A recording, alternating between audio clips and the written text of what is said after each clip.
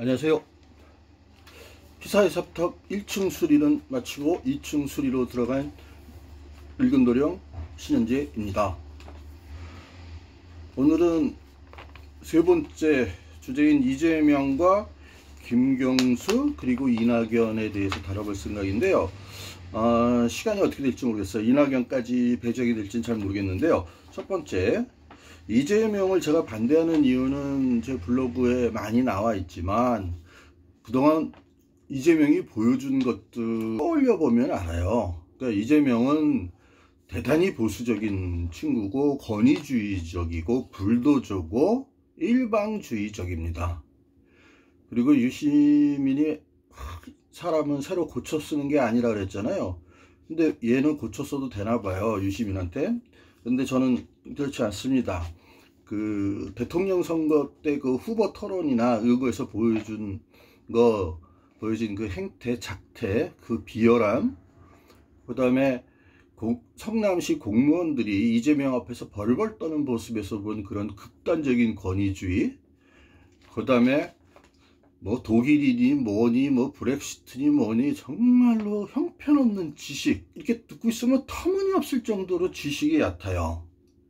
그런데 정치학에서는요, 이런 말이 있어요. 지도자는 어떤 특정 분야에서 전문가일 필요는 없다. 그러면 이건 되려 나쁠 수도 있어요. 거기에 꽂히니까. 그게 대표적인 게 이명박이었고, 그 다음에 안철수였습니다. 이명박은 그 최악의 독재자처럼 불도저처럼 밀어붙여가지고 거기까지 오른 놈이었단 말이에요.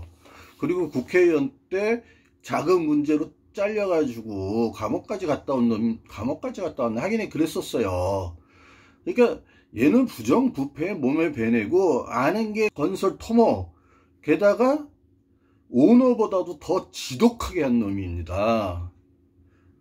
그래서 이명박이 최악의 지도자 중에 한 명이 됐던 게 그거거든요. 안철수도 CEO 마찬가지예요. 그래서 안철수도 안 되는 거예요. 얘네들하고 이재명의 지식 수준이 비슷합니다. 정치 지도자가 되려면은요, 한 분야의 전문가일 필요는 없어도 다양한 분야에 대해서는 골고루 알고 있어야 됩니다. 왜? 국정을 하다 보면요, 어마어마한 다양한 것들을 볼 수 있어야 되고요. 국가라는 차원에서 돌아가는 것은 너무 복잡해져서요, 우리가 말하는 음모론 같은 게 작동할 수 있는 공간이 없거든요. 이제는 국민국가는 그만큼 넓어졌단 말이에요. 그래서 대통령은 전반적으로 알고 있어야 됩니다. 그러니까 지도자들은요. 그런 면에서 이재명은 또 꽝이고요. 야, 우리가 코로나19 때문에 이재명이 잠깐 또 떴죠. 그런데 이재명이 언제 떴는지 잘 생각해 보세요. 세월호 참사 그거 이용해서 떴던 놈입니다. 그리고 나와가지고 세월호 참사 유족들한테 물어보세요. 유일하게 관심을 표명하고 끝까지 노력해 주신 분은 문재인 대통령 하나밖에 없었다 그랬어요. 민주당 대선 후보 중에서. 그런 것까지 다 보셔야 됩니다. 그러니까 이재명이 가장 히트치기 좋은 때가 언제냐? 코로나19 방역 때 막 몰아붙이는 거예요. 근데 실제 그런 거는 대구에서 필요한 일이었었어요.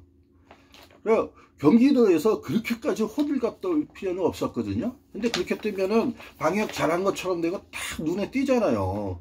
근데 그러냐, 우리나라가 외국에서 그 중국 뭐 할 것 없이 다 그 출입을 막지 않고도 잘 막아냈잖아요.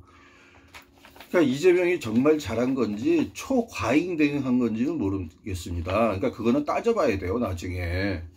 그 다음에 기본소득에 대해서 말하는데, 저는 기본소득에 대해서 기본소득 연구하는 사람들이나 이런 사람들의 내용들 쭉 보면요, 어떻게 재원 마련할 건가에만 초점이 맞춰져 있고요, 기존의 복지제도하고는 충돌하지 않는다, 막 이런 식으로 얘기를 하는데요, 말도 안 되는 소리입니다. 기본소득이라는 걸 뭐냐면, 개개인이 시장 경제에 들어가지 않고도 살 수 있게 만들어주는 게 기본소득이에요. 사람의 삶의 질을 보장해 주는 거예요. 예를 들면 장애인이나 이런 사람들이 아예 시장에 원천적으로 들어가서 경쟁할 수 없는 사람, 또는 집에서 가정주부로서 그 집에 살림을 하느라고 그것이 그림자 노동인데 그거에 대해서 돈의 지불이 안 되니까 그런 분들한테 얼마든지 마음에 맞는 선택을 할 수 있게, 그러니까 그거는 젠더나 이런 걸 다 넘어설 수 있는 부분은 조금 있지만 그렇게 줘야만이 기본소득은 의미가 있는 거예요.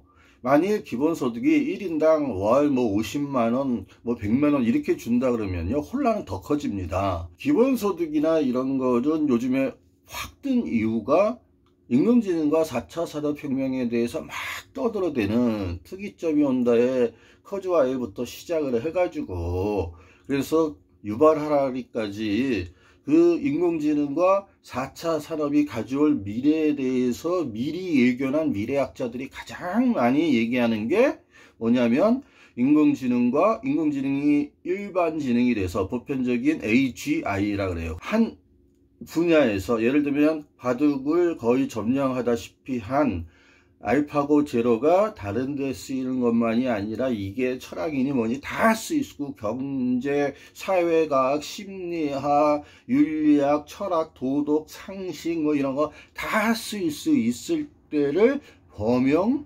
인공지능이라고 해요. AGI라고 해요. 그게 나오면 모든 분야에서 인간을 다 따라잡을 거고, 분자조립자나 이런 게 나오면 이제는 기술도 필요 없어져요. 이 분자조립자는 뭐 지금 저를 찍고 있는 스마트폰이 됐다가 이제 제가 갑자기 뭐를 음식을 데펴 먹어야 될 것 같으면 그거를 분자조립자로 해가지고 입력만 딱 해주면, 또 말로 명령을 해도 되고요. 하면 이게 따르륵 재조립돼 가지고요, 전자레인지가 돼요. 그러면 거기서 이제 먹고 나서 설거지 해야 되잖아요. 그럼 여기다가 또 명령하면 쭉 변해가지고 식기세척기가 돼요. 막 이런 식으로 막 변한다는 게 분자조립자예요. 인공지능이 장착된 로봇들이 다 들어오면 인간을 다 대체해서 일할 거다. 그래서 인간은 일자리를 다 잃을 거다. 그래서 유발 하라리가 얘기했듯이 0.1%나 1%의 인공지능의 소유자인 초거부자, 그래서 호모데우스, 신의 이른, 신의 영역에 이른 초부자, 초슈퍼파워 울트라 부자, 그리고 나머지 99% 또는 99.9%의 아무 소용도 없는 무용그룹으로 나눠진다는 거예요. 그러니까 미래학자들은 다 그렇게 주장을 해요. 그런데 현장에 대한 이해, 그 다음에 물리학에 대한 이해, 기계공학에 대한 이해, 이런 거를 알면은요, 그런 소리 못합니다. 제가 누누이 말씀을 드렸지만 인공지능은 빅데이터가 있어야만이 의미가 있는 거예요. 근데 이 빅데이터가 지금에도 뭐 어마어마하게 쌓였지만 이 수준으로서는 인간을 대체할 인공지능은 못 나옵니다. 지금에 쌓인 데이터보다도요, 최소 1조 배 이상은 더 있어야지만 사람을 조금 흉내낼 수가 있어요, 이 뇌를. 그런데 그렇게 하려면 무조건 저장 장치가 엄청나게 작아져야 되고, 대신 저장 능력은 엄청나게 늘어나야 돼요. 이 저장 장치, 우리가 흔히 말하는 반도체라고 하는 거는 신소재가 나오고 양자 컴퓨터가 나온다 그래도요, 물리학 법칙에 걸립니다. 그리고 연력학 법칙에 걸립니다. 이 두 개는 절대 못 뛰어넘어요. 그래서 줄이는 거에는 한계가 있습니다. 그러면 이제 뭐 기술이 앞으로 나올 거는 제가 보기에는 뻔해요. 그거를 병렬로 연결해서 동시에 지금의 슈퍼컴퓨터 하듯이, 그 다음에 구글이 데이터 센터를 감당하지 못해서 이 서버 늘리는 것 때문에 죽으려고 그러고, 전기 사용량력 때문에 죽으려고 그러고, 그 다음에 보안 때문에 죽으려고 그러고, 점점 요즘에 유튜브도 늘어지는 현상도 나오고 하는 게 그것 때문인데요. 그 용량을 늘릴 때 버려도 되는 저장 장치들을 다 연결해서, 병렬로 연결해서 그걸로 서버를 쓰고 있어요. 그런데 이제 그거하고 똑같이 이 반도체도 이렇게 병렬로 하든지 아니면 양자 컴퓨터 개발에 성공해서, 양자는 이제 그 비트 0과 1, 더 이상 나눌 수 없는 수인 0과 1이 아니라 그거보다 조금 더 많은 바이트로 계산을 해요. 그러면 이거는 최소한 4개까지는 늘어나죠. 양자는 또 바이트 단위까지 4개까지는 사용할 수가 있어요. 그래서 요거까지는 되는데, 그렇게 되면 용량이 2배로 늘어나니까 반도체가 집정 용량이 늘어나지 않는 부분을 그렇게 속도로 좀 커버해 보자라는 얘기예요. 그 다음에 또 하나로 이제 제시되는 게 뭐냐면은 다른 신소재예요. 그래서 지금 실리콘 말고 뭐 탄소 튜브나 그래핀이나 이런 것들이 얘기를 돼요. 그 다음에 요즘에서는 분자 컴퓨터도 나오고, 그래서 그 단백질 기반의 컴퓨터도 나오고 그러는데요. 다 꿈 같은 얘기고요. 그리고 그게 실현되려면 21세기 안에는 에림도 없고요. 그리고 그것들은 조그만 그 노이즈나 소음에도 그대로 무너지기 때문에 그게 현실화될 가능성은 아주 대단히 희박합니다. 전 세계 자동차 그 메이커들이 인공지능 그 자율주행차 연구 안 할 것 같습니까? 다 하고 있습니다. 구글만큼 다 하고 있어요. 근데 그 기업들이요, 다 얘기하는 게요, 4단계. 그러니까 완전 자율주행이 아니라 반 자율주행 정도까지만 갈 거다. 그러니까 인간이 운전 안 해도 되는 지점. 예를 들면, 막 직진 코스로 뭐 한 100km 이상 쭉 가는, 미국 같이 큰 나라, 또는 고속도로에서 특별한 변화가 없을 것 같은 지역, 뭐 이런 데는 이제 자율주행을 하더라도 그 외에는 자율주행이 힘들 거라는 게 모든 메이커들의 공통된 생각이고요. 지금까지 개발해 보니까 그런 것들이 계속 나오고 있는 거고, 그 다음에 앨런 머스크나 구글에서 인공지능 자율주행차에 대한 소식이 더 이상 지금 안 나오는 이유가요, 걔네들도 지금 한계에 부닥쳐 가지고 어떻게 할지 몰라서 돈은 뒤집다 투자했는데 이러지 저러지 못하는 거예요. 그래서 구글이 요즘에는 유튜브 얘기만 주로 떠드는 거고, 그래서 다른 기업을 인수 합병해 가지고 새로운 먹거리를 찾고 있는 거예요. 이 초공룡이 되는 거예요. 우리나라의 재벌들이 이 차지하는 거 이렇게 문어발식 확장하는 거는 비교도 안 될 정도로 걔네들 그렇게 하고 있어요. 근데 그거에 대한 비판은 없잖아요. 말도 안 되는 얘기입니다. 그런데 걔네들은 그렇게 해가지고 일자리를 줄이는 거고, 제조업은 일자리를 줄이지 않는단 말이에요. 그래서 제가 제조업을 강조하는 이유고, 유튜브를 강조하는 이유는 단 하나예요. 얘네들이 돈을 나누기로 했기 때문이에요. 그러나 더 나눠야 됩니다. 예를 들면 유튜브가 하루에 영상이 2억 건 이상 올라옵니다. 그런데 요번에 그 코로나 때문에 이제 더 늘어났을 거예요. 왜냐면은 온라인으로 강의하니까 그 영상의 수가 폭발적으로 늘어났을 겁니다. 전 세계적으로. 그런데 뭐 그래서 늘어난 게 한 5천만 건 정도라고 한번 해봅시다. 그러면 2억 5천만 건이 올라간다고 해보고요. 그러면 크리에이터에서 광고를 붙는 사람을 우리가 최대 한 5천만 명이라고 크게 보자고요. 크리에이터에서 광고가 붙으려면요, 2억 5천만 건 영상 중에서 2억 건의 영상을 제쳐야만이 붙는 겁니다. 그래서 크리에이터까지 가는 게 그렇게 힘든 거예요. 그래서 사람들이 구독 눌러주세요, 그 다음에 좋아요 해주세요 하는 이유가 뭐냐면, 그 구독자가 1000명이 기준이에요. 그래야지 광고가 이제 처음에 붙어요. 근데 그건 별도는 안 됩니다. 그 정도의 수준에서는. 그 다음에 요즘에 유튜브는 시간을 중시해요. 그리고 광고 건너뛰기 이런 거 있잖아요. 트루 뷰라고 하는 거예요.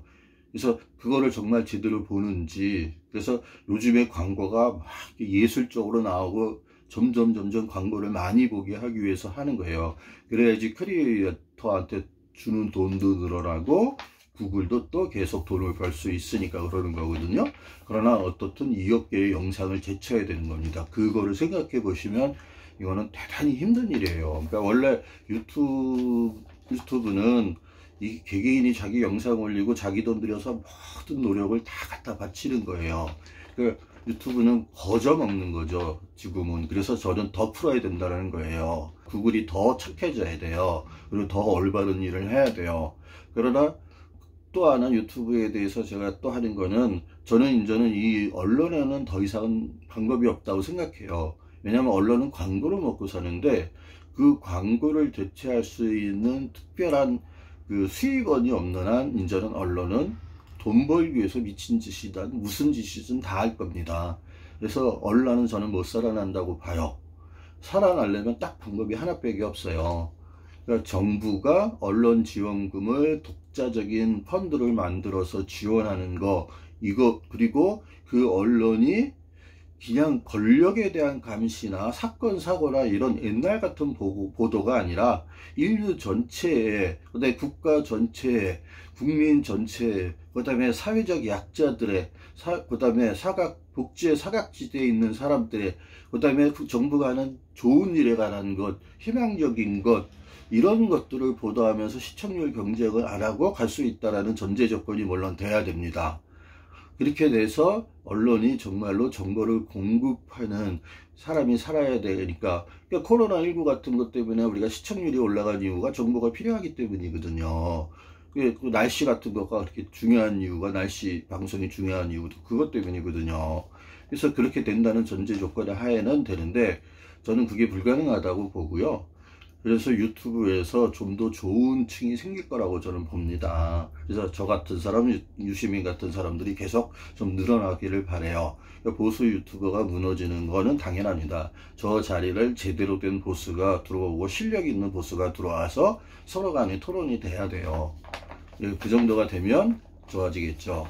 본격적으로 기본소득의 문제를 한번 얘기를 해볼게요. 유발 하라리는 그렇게 인공지능에 대해서 가장 많이 연구하고 기술에 대해서, 그리고 역사, 문화, 인류학 이런 쪽에서는 제일 앞섰다고 봐요. 유발 하라리가 이쪽 부분에 대해서 얼마큼 연구를 많이 했는지를 알고 싶으면 21세기를 위한 21가지 재언이라는 책이 있어요. 21세기를 위한 21가지 재언. 이거는 제가 미래를 예측한 미래학자의 책 중에서는 그게 최고라고 봐요. 물론 거기에도 한계는 있지만 그거는 제가 나중에 말씀을 드릴게요. 자, 유발 하라리는 기본소득의 3가지 문제점을 말했습니다. 첫째, 누가 기본소득의 금액을 정하는가 하는 문제다. 인간의 욕망은 끝없이 커지기만 한다. 100년 전에는 소득 상위 1%에 속하는 사람들조차 손에 넣지 못했던 물품이 오늘날에는 반드시 기본적으로 갖추어야 할 물품 목록에 오른다. 예를 들어 인터넷은 의식주처럼 생활에 꼭 필요한 수단으로 간주되며 사람들은 누구나 인터넷에 접근할 수 있어야 한다고 생각하죠. 그러니까 이게 그 자본주의, 특히 기업들의 모토가, 제조업의 모토가 뭐였었냐면요, 오늘의 사치품이 내일의 필수품이 되게 하라는 게 소비사회의 핵심입니다. 그래서 부자만 갔던 것들을 일반인도 다 쓰게 하라는 거예요. 그래서 오늘의 사치품이 내일의 필수품이 되게 하라가 1번입니다. 제조업이든 뭐 서비스업이든. 왜냐하면 서비스업도 마찬가지예요. 부자만 쓰던 변호사를 개개인이 쓰면 더 늘어나는 거니까요. 다 마찬가지입니다. 그리고 살아가는데 무엇이 필요하고 돈은 얼마나 있어야 하는지 누가 결정해야 할까요? 아무리 현재 물가 기준으로 금액을 산정한다 해도 사람들은 그 액수에 바로 불만을 품을 것입니다. 이러한 판단을 누가 할 수 있으며 또 해야 하는지에 대해 합의된 바가 전혀 없습니다. 둘째, 다른 나라 노동자에게도 지급해야 하는가 문제입니다. 오늘날 세계 거의 모든 나라가 무역을 합니다. 그리고 지금 세계화로 얽혀 있잖아요. 근데 어느 나라는 실시하고 어느 나라는 실시 못할 거란 말이에요. 기본소득을. 그렇게 됐을 때 각 나라의 임금 격차나 뭐 빈부 격차나 이런 게 엄청나게 더 벌어질 거란 말이에요. 그리고 우리나라 사람들도 상당수가 일을 안 할 거란 말이에요. 그러니까 지금까지는 뭐 일을 한다라는 뭐 이렇게 연구 결과가 나왔지만 그거는 기본소득이 아주 작은 돈으로 청년을 상대로 몇 개월에 걸쳐서만 한 거기 때문에 이게 끊어질 걸 알거든요. 그러니까 그때 그 돈으로 어떻게든지 취업할까 노력하는 거지, 매달 내가 이렇게 살 수 있을 만큼의 돈이 들어오면 일 안 하는 사람 어마어마하게 늘어납니다. 그거는 뭐 필연적인 거예요. 그러면 외국 노동자 계속 갖다 써야 돼요. 그러면 그 사람들은 또 어떻게 임금을 책정해서 줄 것이며, 또 걔네들이 우리나라로 막 이민이 몰려 들어올 수도 있어요. 그러니까 기본소득을 도입한 나라로 막 서로 막 이민이 들어올 거란 말이에요. 그러면 지금보다도 더한 이주가 나올 텐데 그 이민 때문에 유럽이나 뭐 이런 게 다 난리 나가지고 지금 막 테러니 뭐니 이민 이주자들 때문에, 이동하는 사람들 때문에 유럽이 박살나고 전 세계적으로 테러가 늘어나고 막 이러는데, 기본소득이 되면은요, 하는 나라와 안 하는 나라 차이에 어떤 일이 벌어질지 모릅니다. 그러니까 이런 건 생각 하나도 안 해요. 기본소득 얘기하는 사람들 보면 현실이 몰라요. 그러니까 이상주의자예요. 마르크스하고 똑같아요. 능력만큼 일하고 필요만큼 가져간다? 뭐 어떻게 능력을 측정할 것이며, 각자의 필요는 또 어떻게 측정할 것이며, 그 다음에 버는 족족 가져갈 건지, 아니면 그 일생 동안 버는 거는 갖고 있다가 마지막에 가져갈 건지, 아무런 얘기도 없어요, 마르크스는.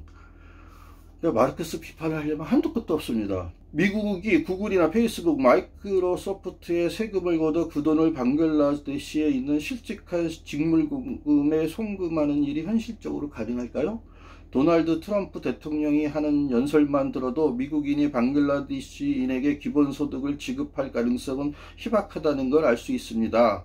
결국 아무리 선진국에서 기본소득 제도에 성공한다 해도 수억 명의 개도국 실업자 문제는 고스란히 남습니다. 얘는 그냥 수억 명이라고 한 건데요, 수십억 명입니다. 셋째, 삶의 의미에 관한 문제입니다. 단순히 의식주를 제공하면 모든 것이 해결되나요? 우리에게는 살아가는 의미도 필요합니다. 직업을 잃은 사람들은 어디서 어떻게 삶의 의미를 부여할 수 있을까요? 혹자는 일할 필요가 없어지면 사람들이 컴퓨터 게임 같은 것에서 삶의 의미를 찾을 것이라고 말합니다. 분명 3D로 제작된 가상현실은 점점 진화할 것이고 보다 많은 사람이 더 많은 시간을 가상공간 속에서 지낼 것입니다. 그러니까 뭐 로봇과의 섹스와 사랑이란 책도 나왔잖아요. 그렇다고 그런 사회가 진정 우리가 추구하는 것인가요? 저는 그렇게 생각하지 않습니다. 그러니까 이렇게 3D에 머물고 막 이렇게 되면 인간의 몸은 더 망가지고 인간의 가치는 더 떨어지고 인간이 점점 필요 없는 존재가 되는 거예요.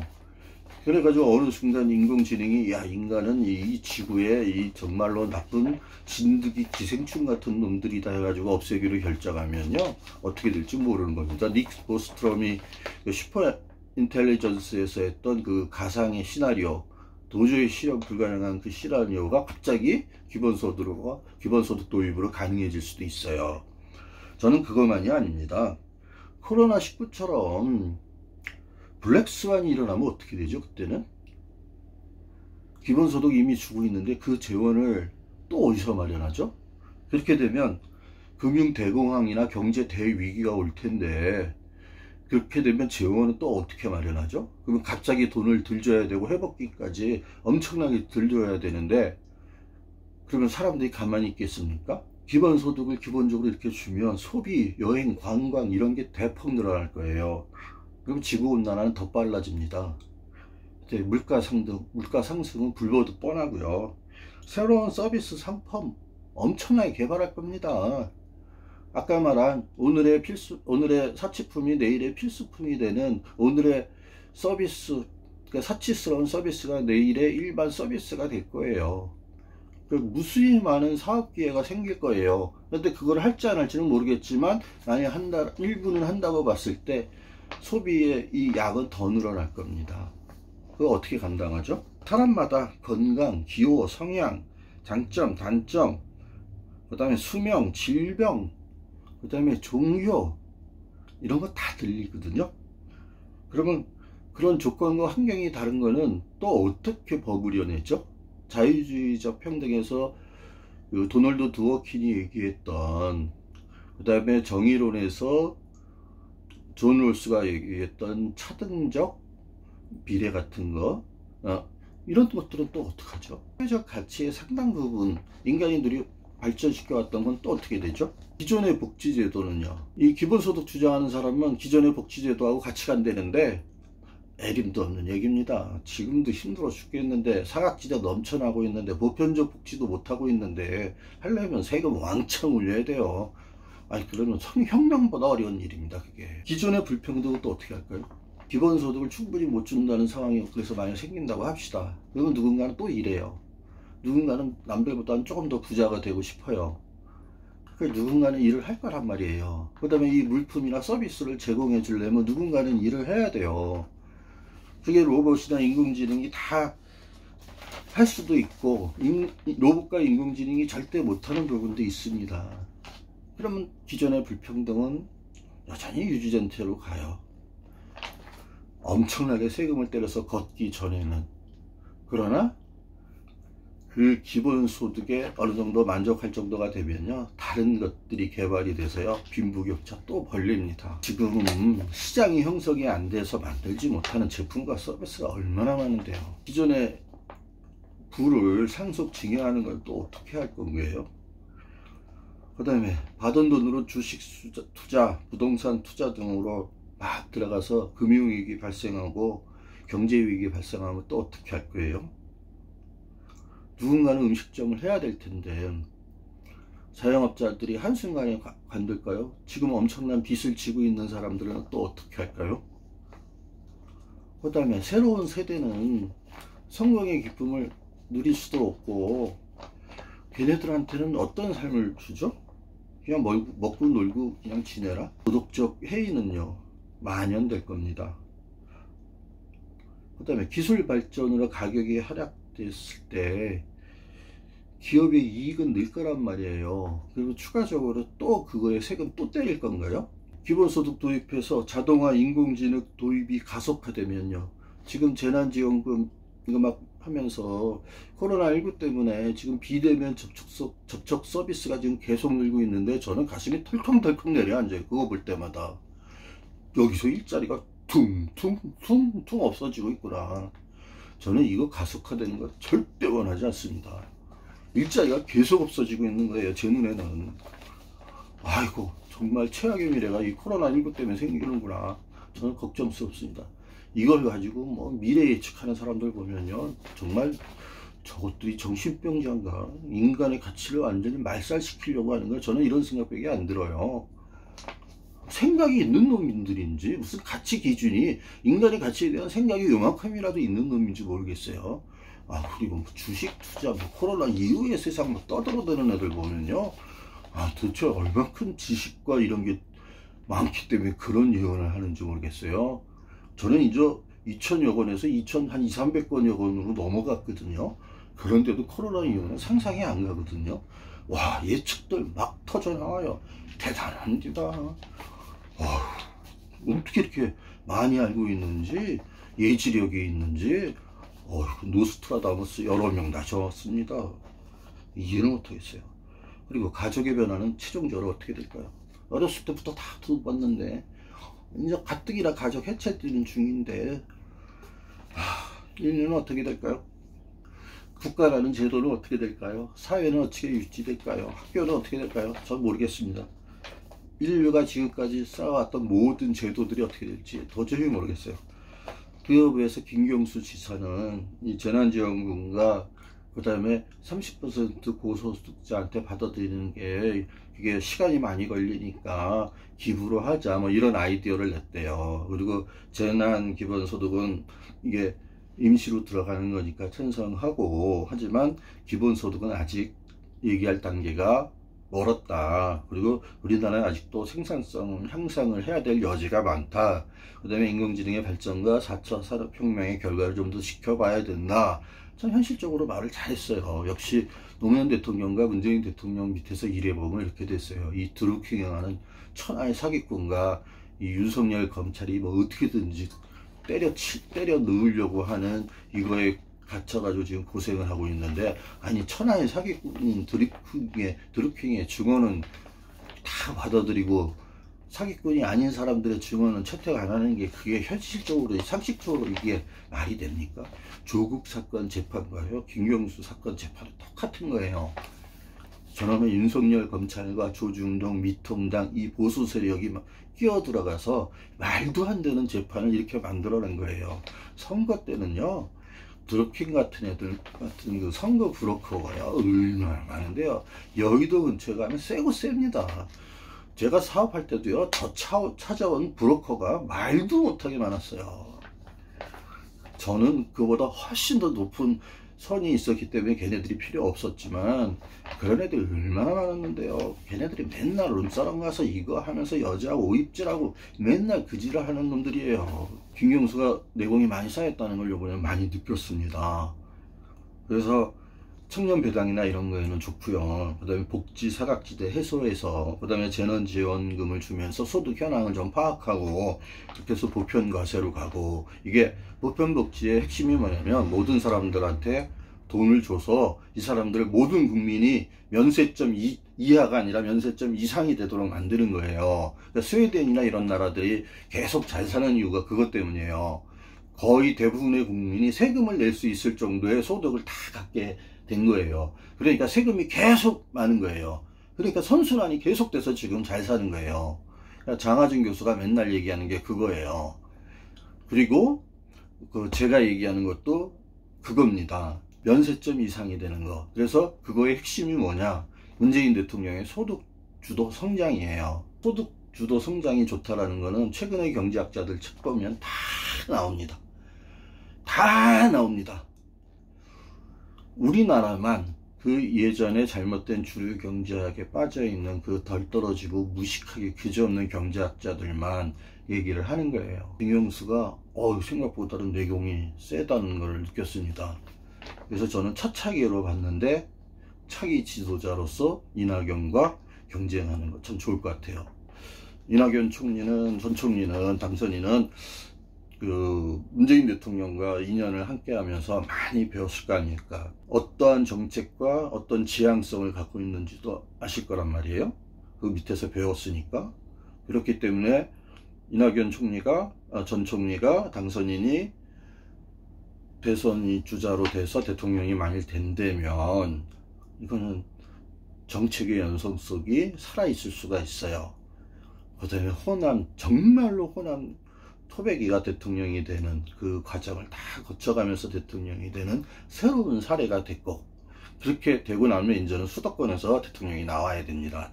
더 이상 이제 영남이나 이런 데서 나오는 건 좀 이제 끝나야 돼요. 이제는 서울과 경기도 수도권에서도 대통령이 나와야 되는 시대로 가야 됩니다.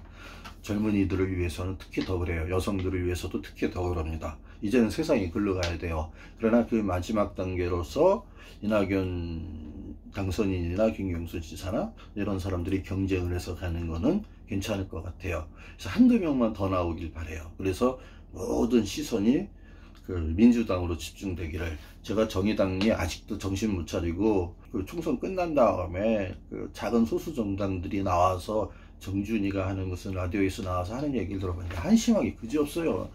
그래서 그거에 대해서는 제가 한번 얘기를 해드릴게요. 미래학자들이 대단히 마르크스주의적이에요. 왜냐면 걔네들이 보기에 이제 이 인공지능과 로봇이 자동화돼 가지고 기계화돼 가지고 인간은 할 일이 없어 보이니까, 그러니까 마르크스주의적으로 공평하게 돈을 착 나눠주자. 그래서 걔네들이 기본소득을 많이 얘기하는 거예요. 그래서 신마르크스주의적이라고 하는 거고, 제가 봤을 때도 마르크스주의적인 걸 많은데 마르크스주의가 패배했을 때 하는 마르크스주의입니다. 항복선언이요. 그러니까 마르크스도 발전 단계에서 자본주의가 최고로 올랐을 때, 그래서 생산성이 최고조에 올랐을 때, 그런데 이게 마르크스는 노동자가 이룰 거라고 봤는데 그게 기계가 이룰 수도 있고 인공지능이 이루고 로봇이 이룰 것과는 상상을 못했겠죠. 아무튼 최고의 생산성이 오르는 거는 똑같은 개념이니까. 그래서 그 다음에 사회주의로 잠깐, 그러면 이제 자본주의가 무너지는 거예요. 초경쟁 사회가 벌어지니까 견고한 것이 내부로부터 무너져 공기중으로 사라진다는 얘기를 했어요. 그런데 그것도 다음 안에 액체 근대를 보면 무너지는 것 하다가 그게 액체 근대처럼 액체화돼서 더 강해졌다, 더 유연해졌고, 물은 어디든지 파고들잖아요. 그래서 더 난공불락이 됐다는 얘기를 해요. 그래서 그 마르크스의 예언은 많이 틀리는데, 아무튼 미래학자는 그거만 본 거예요. 그러니까 자본론도 제대로 읽지 않았을 거예요. 자본론에 보면 그 금융이 왜 뻥튀기를 할 수밖에 없는지, 뭐 그런 것들, 그 기초 자산부터 그 다음에 BIS 결제 비율, 그 다음에 이제 폰지 사기 같은 과잉 유동성 같은 게 자본론에 보면 나옵니다. 근데 이제 그런 거 안 읽고 자본주의 그리고 마르크스를 얘기하는 거예요. 그러니까 잘 모르는 거죠. 아무튼 그렇게 해서 사회주의로 간다 그랬는데, 사회주의 시험이 다 망했는데 어떻게 갑니까? 어느 나라도 자본주의가 망한 나라도 없고요. 자본주의가 발전할수록 자본주의는 견고해지고 그 단점을 찾아서 고쳐나갔어요. 지금에 와서는 신자유주의 40년 때문에 그런 자본주의를 구하라고 로버트 라이시치가 쓰게 됐지만, 그런 많은 안전장치를 마련한 자본주의를 구하라로 바뀌었지만 그렇게 될 겁니다. 신마르크스주의가 아니라 반마르크스주의예요. 황복선언입니다. 그러니까 헤겔의 주인 노예 이론에서 주인이 노예의 소유주로 마음대로 할 것 같지만 노예가 안 움직이면 주인은 굶어 죽는다. 결국은 노예에 의해서 주인이 모든 게 결정이 되기 때문에 실제 권력은 노예가 갖고 있다. 그래서 주인은 노예에 결국적으로 예속하게 된다. 아주 변증법적으로 풀어낸 게 주인 노예 이론인데, 주인 노예 이론이 거꾸로 된 게 인공지능과 4차 산업혁명의 시대인 거죠. 그러니까 헤겔이 보면 이것도 또 역됐네 하겠죠. 웃기는 얘기지요.